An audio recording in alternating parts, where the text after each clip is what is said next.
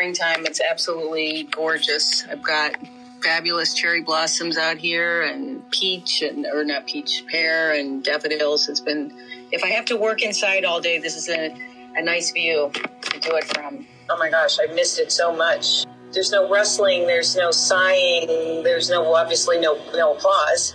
We miss that. And you're not aware of this subtle sharing that takes place. I mean, I'm always aware of the audience. I can feel them. I can hear them. Well, when I hear the audience at the end, it's always a relief. We never quite really know how we're going to be received. It's like a puzzle, but, it's putting together, a 20-course meal. To have excitement, to have, palate cleansing moments, to have dessert, but also something that's really meaty. And it takes a lot of time. Each audience is different. Each venue is different.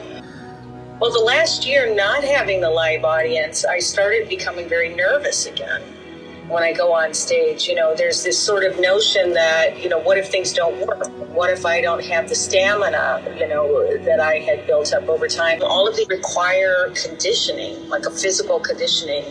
And I worry that either I will have lost that, or I will not have the courage to be able to just fall right into that again, into that space of being so used to performing in front of 2,000 people.